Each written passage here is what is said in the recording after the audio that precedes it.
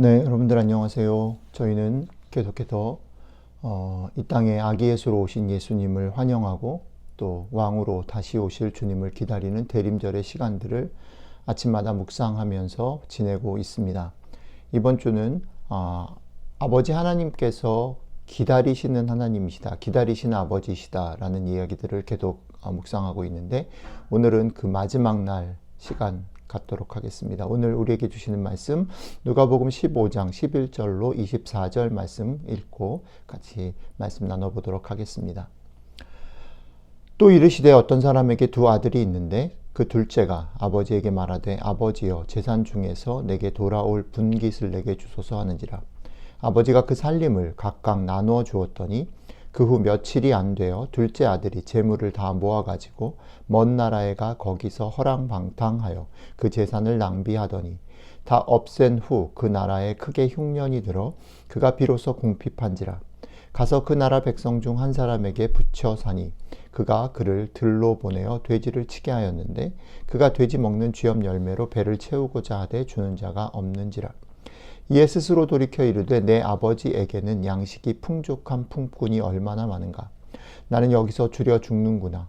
내가 일어나 아버지께 가서 이르기를 아버지 내가 하늘과 아버지께 죄를 지었사오니 지금부터는 아버지의 아들이라 일컬음을 감당하지 못하겠나이다. 나를 품꾼의 하나로 보소서 하리라 하고 이에 일어나서 아버지께로 돌아가니라. 아직도 거리가 먼데 아버지가 그를 보고 측은히 여겨 달려가 목을 안고 입을 맞추니 아들이 이르되 아버지 내가 하늘과 아버지께 죄를 지었사오니 지금부터는 아버지의 아들이라 일컬음을 감당하지 못하겠나이다 하나. 아버지는 종들에게 이르되 제일 좋은 옷을 내어다가 입히고 손에 가락지를 끼우고 발에 신을 신기라. 그리고 살진 송아지를 끌어다가 잡으라. 우리가 먹고 즐기자. 이 내 아들은 죽었다가 다시 살아났으며 내가 잃었다가 다시 얻었노라 하니 그들이 즐거워하더라. 아멘. 우리에게 돌아온 탕자의 비유라고 더 잘 알려진 오늘 비유는 사실 아들의 이야기가 아니라 아버지의 이야기입니다. 드라마나 영화나 모든 이야기 가운데 등장하는 그 등장인물들의 등장 시간이 그 사람의 중요도를 항상 보장해 주는 것은 아닙니다. 오늘 이야기 속의 아들의 걸음걸음을 따라가 보면 그것은 어제 우리가 묵상했던 양식 아닌 것과 배부르게 못할 것을 위하여 애를 쓰다가 점점 무너져 내리는 한 사람의 이야기임을 알 수 있습니다. 아들은 끝없이 추락을 하다가 결국 더 이상 버틸 수 없는 지점에서 지푸라기라도 잡는 심정으로 아버지에게로 돌아가겠다 결심합니다. 어쩌면 아들에게 그런 면에서 보면 이 끝없는 추락은 다행일지도 모른다라는 생각이 드는 이유입니다. 여기서 우리는 질문해 보아야 합니다. 도대체 오늘 이야기 속에서 아들의 문제는 무엇인가? 아들은 무엇을 잘못했는가? 성경은 또 예수님은 이 비유를 통해서 아들의 어떤 문제를 얘기하고 싶은 것인가? 라는 거죠. 이 질문을 조금 바꿔서 질문해 보면 이런 것입니다. 만약 오늘 이야기 속에 이 둘째 아들이 그렇게 끝없는 추락을 경험하지 않고 이 둘째 아들이 아버지 곁을 떠날 때 꿈꾸던 그 기대하던 자신이 소망하던 그 성공의 길을 가게 되었다면 오늘의 이야기는 어떻게 마무리가 되었을까요? 오늘 이야기가 우리에게 묻는 질문은 이것입니다. 그가 아버지 곁을 떠나겠다고 선언했을 때나 아버지 곁을 떠나서 계속해서 망하는 추락의 길을 살아갈 때나 심지어는 지금 다시 아버지 앞에 돌아와서 새로운 시작을 하려고 하는 나를 종으로라도 써주십시오라고 하는 듯 보이는 지금 여기나 이 아들의 문제는 그는 자신이 아버지의 자녀라는 사실을 깨닫지 못하고 있다라는 것을 오늘 성경은 이 이야기는 우리에게 도전하고 있다라는 것입니다. 오직 그의 눈에는 자기가 원하고 그리는 삶만이 있었기 때문에 자신이 아들이라는 것은 별로 중요하지도 관심거리가 아니었다라는 거죠. 자, 아들의 얘기가 그렇습니다. 자, 여기서 이 아들의 얘기를 주님이 우리에게 하시고 계시다라는 생각을 해봅시다. 여러분들과 저의 삶을 정직하게 들여다보아야 할 시간입니다. 과연 여러분들은, 우리는 무엇을 꿈꾸며 무엇을 즐기며 살고 있나요? 정말 우리의 삶에 아버지와 함께 있는 자녀됨이 정말 중요한가요? 아니, 오늘 둘째 아들의 얘기 속에서 보여주는 것처럼, 아니 조금이라도 우리의 삶 가운데 하늘 아버지의 자녀됨을 생각은 하고 살고 있는가? 라는 질문을 한번 우리 자신에게 던져 보아야 합니다. 우리는 우리의 삶의 수많은 도전들과 또 우리가 꿈꾸는 소망들, 그리고 우리를 둘러싼 세상의 많은 외침들 속에서 살고 있습니다.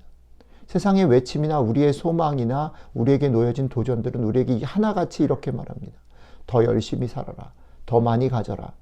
더 많이 성공해라. 더 많이 열심히 가지고 올라가고 인정받아야만, 그래야만 죽지 않는다. 은퇴하기 전에 이 정도는 준비를 해야 한다. 너희 자녀들을 대학을 보내려면 이런 정도는 준비해야 한다. 너희 자녀들이 행복한 삶을 살기 위해서는 이 정도는 공부를 해서 이 정도 학교는 졸업을 해야 한다. 라고 말합니다.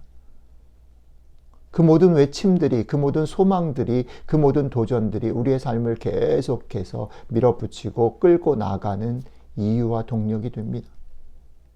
그래서 그것들 때문에 우리는 앞뒤 가리지 않고 달리고 경쟁하며 싸우며 살아가고 있습니다. 그래서 우리는 그런 삶 속에서 우리가 아버지가 있다라는 사실, 우리가 그 아버지의 자녀라는 사실을 잃어버리고 살아갑니다. 마치 종처럼 그저 열심히. 그런 우리들의 삶의 모습들 앞에서 역설적으로 오늘 이 아버지의 이야기는 우리에게 끝없이 기다리는, 어떤 상황에도 당신을 자녀로 여기시는 분이 우리 아버지시다라는 얘기들을 통해서 우리들의 삶에 여전히 소망이 있음을 거꾸로 보여주고 있습니다. 2022년 한 달이 남은 시간입니다. 여러분들의 오늘 하루의 시간, 이번 한 주의 시간, 이 시간들을 후회 없이 열심히 사십시오. 성경은 그것을 지지합니다. 하지만 성경은 이렇게 말합니다. 종으로서가 아니라 아들로서 사십시오. 종으로서가 아니라 자녀로서 사십시오. 종으로서가 아니라 딸로서 사십시오. 여러분들이 하는 수고가 열심히, 또 그 수고와 열심의 결과가 여러분들 됨, 여러분들의 자녀됨을 보장해 주는 것이 아님을 기억하십시오. 여러분들이 자녀이기 때문에, 여러분들이 여러분들이기 때문에 여러분들 앞에 놓여져 있는 삶을 신나고 멋지게, 재미있게 뚫고 나가시면 좋겠습니다. 그리고 여러분들 주변의 사람들을 실컷 후회 없이 사랑하며 살아가는 2022년의 마지막 한 달이 되기를 축복합니다. 이번 한 주가 되기를 축복합니다. 오늘 하루가 되기를 축복합니다.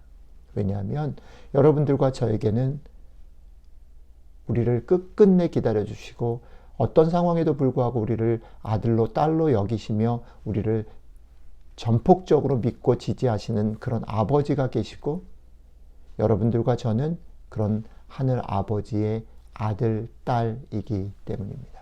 기도하겠습니다. 우리에게 영원하고 변함없는 아버지가 되어주셔서 감사합니다.